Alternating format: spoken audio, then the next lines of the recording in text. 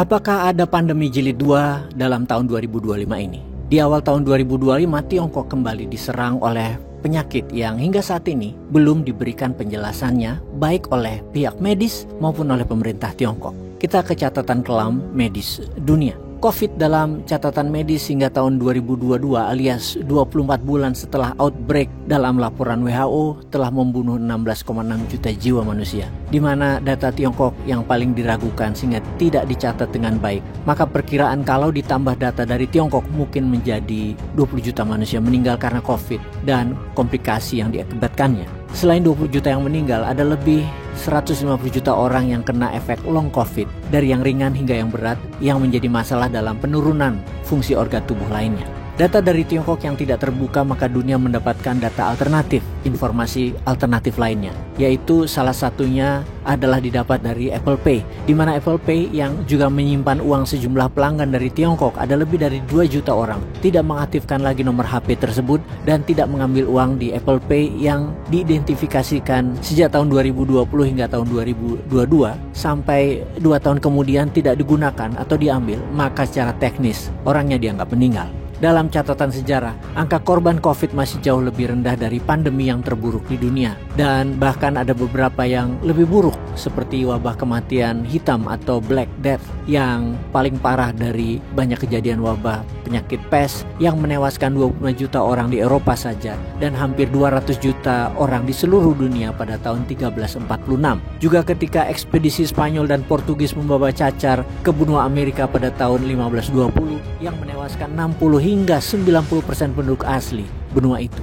Kemudian flu Spanyol yang melanda seluruh dunia pada tahun 1918 setelah menyebar ketika tentara kembali dari Perang Dunia Pertama. Penyakit itu membunuh hingga 50 juta manusia atau setara dengan 3-5% dari total populasi seluruh dunia pada saat itu.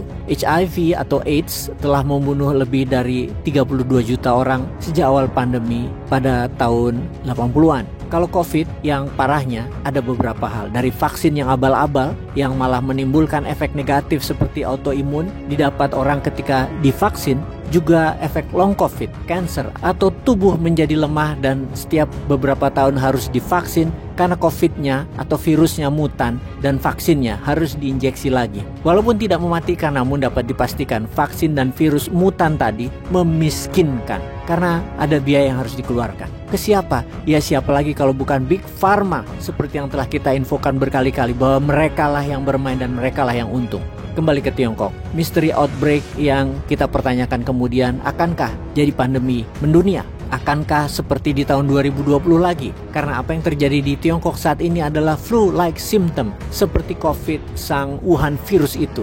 Saat ini di berbagai rumah sakit di Beijing terutama kebanjiran pasien dengan gejala batuk, badan menggigil, kepala pusing, sesak nafas yang sejauh ini pemerintah Tiongkok masih menyebutnya dengan istilah pneumonia unknown origin. Membludaknya rumah sakit dan kepanikan pasien bisa terlihat seperti dalam foto ini.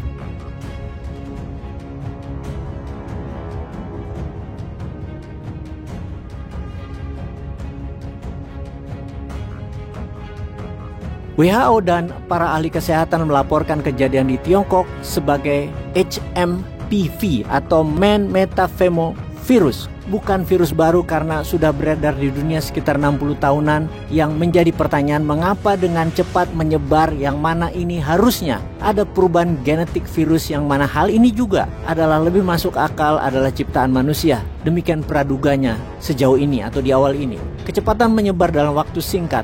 Ada 5 wilayah Tiongkok yaitu kota Beijing, Hebei, Tianjin, Inner Mongolia, dan Shaanxi, di mana semua rumah sakit kebanjiran pasien.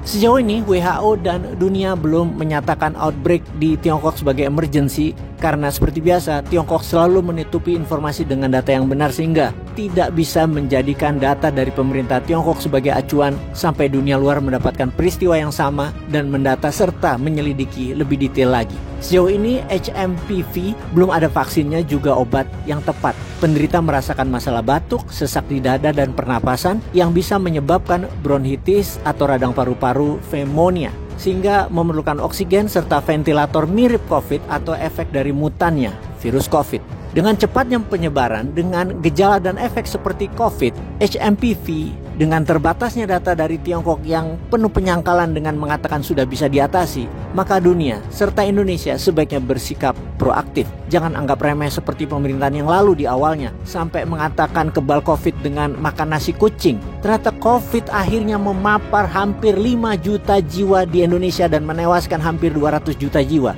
Belajar dong. Peace.